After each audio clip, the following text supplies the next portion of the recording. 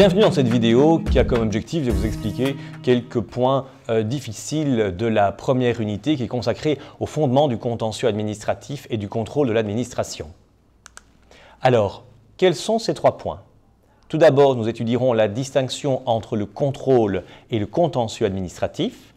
Ensuite, nous verrons la différence entre le contrôle externe et le contrôle interne. Et enfin, finalement, nous étudierons la notion d'autorité administrative. Premier point, la distinction entre contrôle et contentieux administratif. Les autorités publiques, comme vous le savez, bénéficient d'un ensemble de droits et d'obligations qui sont extraordinaires par rapport au droit commun, que ce soit le privilège, par exemple, du préalable, le privilège de l'exécution d'office, le privilège de l'expropriation, droit d'expropriation et d'autres. Pour contrebalancer ces pouvoirs qui sortent de l'ordinaire, l'administration est soumise à un ensemble de contrôles. Un ensemble de contrôles qui auront pour objectif de vérifier qu'elle respecte bien la loi, qu'elle inscrit son action dans le cadre strict de la légalité. L'administration est soumise à la légalité, elle est soumise à un contrôle et cela est le garant finalement du respect de l'état de droit. L'état de droit qui peut être défini comme un système institutionnel dans lequel la puissance publique est soumise au droit. Système qui est fondé sur le principe essentiel de respect des normes, chacun étant soumis au même droit, qu'il s'agisse de l'administré, de l'individu ou bien de la puissance publique. Deuxième distinction que nous allons étudier dans cette unité, celle entre le contrôle externe et le contrôle interne. Cette distinction renvoie à une question relativement simple. L'autorité soumise au contrôle, se contrôle-t-elle elle-même ou est-elle contrôlée par un tiers, qu'il s'agisse d'une autre autorité administrative ou d'un organe même étranger à l'administration? Cette distinction entre contrôle interne et contrôle externe, à la vérité, se retrouve également dans des entreprises privées. Si on envisage par exemple le cas d'une banque, elle est à la fois soumise au contrôle externe de la Banque nationale de Belgique par rapport par exemple à des contraintes de stabilité, à un contrôle judiciaire, tout comme elle possède en interne un département d'audit qui vérifiera que les procédures de décision sont correctement appliquées par la banque et qu'elle maîtrise le risque juridique inhérent à son activité. Alors, pour parler spécifiquement du contrôle externe de l'administration, l'administration est soumise à un ensemble donc, de contrôles, par exemple, celui auquel on pense en premier est le contrôle exercé par le Conseil d'État, par exemple au contentieux de l'annulation. Mais le Conseil d'État n'est pas non plus la seule juridiction, c'est-à-dire que d'autres juridictions administratives peuvent également exercer un contrôle sur l'administration, par exemple le contrôle du contentieux des étrangers, par exemple relativement aux décisions qui concernent des réfugiés et leur droit de séjour sur les territoires belges. Également les collèges provinciaux ou le collège juridictionnel de la région de Bruxelles-Capitale qui statue sur des contentieux en matière d'élection, sur des recours introduits par exemple par des candidats qui n'auraient pas été élus, mais également encore une autre juridiction administrative en matière disciplinaire, la Chambre des recours qui tranche sur des contestations relatives aux sanctions disciplinaires dont un enseignant pourrait faire l'objet. Voilà pour les juridictions administratives. L'administration est aussi soumise à des contrôles judiciaires, bien évidemment.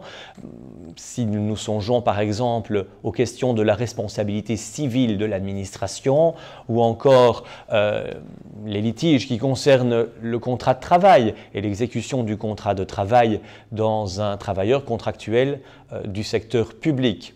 Un ouvrier communal sous contrat de travail qui est licencié, il estime son licenciement abusif et assigne son pouvoir local employeur devant le tribunal du travail. Le pouvoir local a donc à répondre de ce licenciement devant le tribunal du travail. On peut également penser au contentieux des marchés publics, de la sécurité sociale, etc. Voilà un ensemble de contrôles externes qui sont relativement formalisés, qu'il s'agisse de la loi, par exemple des lois coordonnées de 1973 sur le Conseil d'État, mais l'administration est aussi soumise finalement à un débat public alimenté par la presse, par les administrés eux-mêmes qui apprécient, qui jugent aussi de l'efficacité, de la pertinence des décisions et politiques suivies par les pouvoirs publics. Le contrôle interne maintenant est le contrôle qu'une autorité administrative va mettre en place au sein de ses services pour vérifier que ses compétences soient exercées de la meilleure manière qui soit. Au niveau communal, le directeur financier rendra ainsi un avis de légalité sur les décisions qui ont un certain impact sur le budget communal. Le contrôle interne, et de plus en plus depuis quelques années, va encore s'exercer par le système du management, par la qualité et au cadre d'auto-évaluation pour la fonction publique, par exemple, le Common Assessment Framework, le CAF. Troisième et dernier point qui sera abordé dans cette vidéo, la notion d'autorité administrative. Alors, cette notion d'autorité administrative, pour bien la comprendre, il faut remonter à la source qui est l'article 14, paragraphe 1er des lois coordonnées sur le Conseil d'État. Si le contentieux n'est pas attribué par la loi à une autre juridiction, la section statue par voie d'arrêt sur les recours en annulation pour violation des formes, soit substantielles, soit prescrites à peine de nullité, excès ou détournement de pouvoir formés contre les actes et règlements des diverses autorités administrative.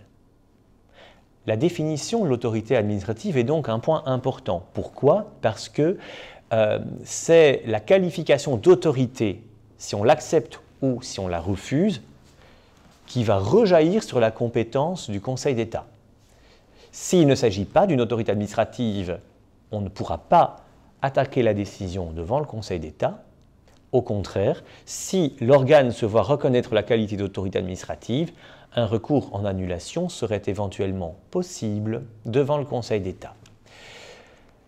Cette qualification d'autorité administrative a donc une incidence en matière de contentieux de l'annulation, mais également de contentieux de la suspension d'extrême urgence, de contentieux de l'indemnité, même si c'est vrai que ce contentieux occupe une partie bien moins importante que les deux précédents. Il va également rejaillir sur l'obligation de motivation formelle des actes administratifs, puisque si nous ne sommes pas autorité administrative, nous n'y sommes pas tenus, mais également en matière de publicité de l'administration. Alors, voilà pour l'intérêt de préciser la qualification d'autorité administrative ou de la refuser. Cette qualification, en fait, on la détermine sur base de deux critères qui vont se combiner l'un à l'autre. Le critère organique, le critère matériel, qu'on appelle aussi critère fonctionnel. Le critère organique, c'est le statut de l'autorité, à savoir, est-ce que l'autorité qui est auteur de la décision attaquée gravite autour du pouvoir exécutif, au niveau de la création, au niveau de son agrément, de son autorisation, au niveau des règles de fonctionnement. Ce critère organique va donc amener la qualification d'autorité administrative pour un ensemble d'organes qui sont soumis à un contrôle hiérarchique étroit ou à un contrôle de tutelle de la part des gouvernements. Ainsi, par exemple, le roi, le gouvernement, les ministres, les gouvernements de communautés, de régions, les conseils communaux, provinciaux, l'AFSCA, le CELOR, l'Agence de la dette, les services publics décentralisés, comme par exemple le Conseil de l'aide sociale, ou encore les organismes professionnels de droit public, comme l'Ordre des médecins. Le critère matériel, le critère fonctionnel, lui, ne va pas s'attacher au lien qui existe entre l'autorité et le pouvoir exécutif, mais au contraire va s'intéresser à ce que l'autorité fait, aux pouvoirs qui sont les siens. Alors, une petite application pratique maintenant qui est tirée d'un arrêt du Conseil d'État du 27 juillet 1979. Ce qui confère à l'organe d'une personne morale le caractère d'autorité administrative au sens de l'article 14 des lois coordonnées du 12 janvier 1973 ne tient pas à la forme juridique, personne morale de droit public ou de droit privé qui a été donnée à cette personne par la loi ou en vertu de celle-ci. Le premier critère à retenir pour apprécier si l'organe d'une personne morale doit être considéré comme une autorité administrative est le but auquel tendent les activités imputées à cette personne morale. Ce but doit être de pourvoir à un besoin social dont la satisfaction est réputée d'utilité publique par la loi. Il faut, en second lieu, que le législateur, précisément parce qu'il a jugé d'utilité publique la satisfaction d'un besoin collectif déterminé, ait doté les organes de la personne morale de cet outil exceptionnel qu'est la puissance publique, c'est-à-dire le pouvoir exorbitant d'imposer à d'autres dans le commerce juridique, en vue de la réalisation de certains objectifs, des obligations unilatérales, notamment en déterminant de manière unilatérale soit ses propres obligations envers d'autres, soit les obligations de ces autres, obligations qui peuvent consister à devoir reconnaître ou à subir des pouvoirs ou des droits que l'organe doté de la puissance publique confère à des tiers. Voilà, je vais vous laisser encore quelques instants pour relire ce texte bien à tête reposée.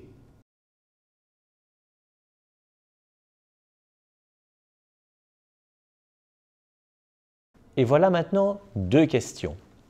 Quel critère est ici décrit par le Conseil d'État? Le critère organique ou le critère fonctionnel? La deuxième question à laquelle je voudrais que vous répondiez est celle-ci. À quelles conditions la personne peut être qualifiée d'autorité administrative?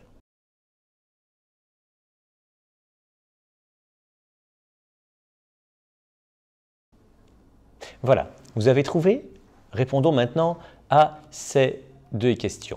Alors, est-ce le critère organique ou le critère matériel qui est défini ici? Très clairement, le Conseil d'État nous fait une description approfondie de ce qu'est le critère matériel ou fonctionnel. Il décrit effectivement pourquoi est-ce que finalement un organe qui n'a aucun lien particulier avec les pouvoirs publics peut recevoir la qualification d'autorité administrative.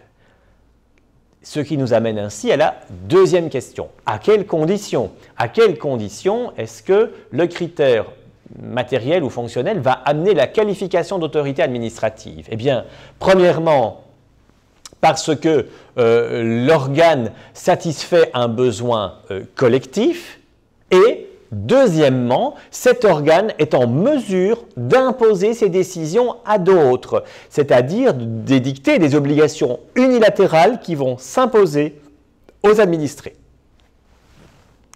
Deuxième application que je vous soumets, attendu qu'au terme de l'article 14 des lois coordonnées sur le Conseil d'État, le Conseil d'État statue sur le recours en annulation pour violation de forme soit substantielle, soit prescrite à peine de nullité, excès ou détournement de pouvoir formé contre les actes et règlements des diverses autorités administratives ou contre les décisions contentieuses administratives. Que les institutions créées ou agréées par les pouvoirs publics fédéraux, les pouvoirs publics des communautés et régions, des provinces ou des communes qui sont chargées d'un service public et qui ne font pas partie du pouvoir judiciaire ou législatif constituent en principe des autorités administratives dans la mesure où leur fonctionnement est déterminé et contrôlé par les pouvoirs publics et qu'elles peuvent prendre des décisions obligatoires à l'égard des tiers. Qu'une société anonyme, fût-elle créée par une autorité administrative et soumise à un contrôle important de la part des pouvoirs publics, qui ne peut prendre des décisions obligatoires à l'égard de tiers, ne perd pas son caractère de droit privé. Que le fait qu'une mission d'intérêt général lui est confiée à cet égard est dénué de pertinence. Dans cette jurisprudence, le Conseil d'État ne fait jamais qu'appliquer les critères qui ont été préalablement dégagés de l'arrêt que nous venons d'étudier, à savoir que d'une part, il y a un contrôle des pouvoirs publics, même si c'est vrai que ce critère tient peut-être plus du critère organique, et deuxièmement, que l'organe en question soit en mesure d'imposer ses décisions aux administrés. Et c'est précisément parce que cette société anonyme n'est pas en mesure de prendre des décisions obligatoires vis-à-vis des administrés que le Conseil d'État lui refuse sa qualification d'autorité administrative. ce qui termine cette première vidéo. J'espère qu'elle a pu apporter un peu de lumière aux questions que vous vous poseriez. En cas de difficulté, n'hésitez pas à utiliser les forums du site et je vous dis à très bientôt. Merci.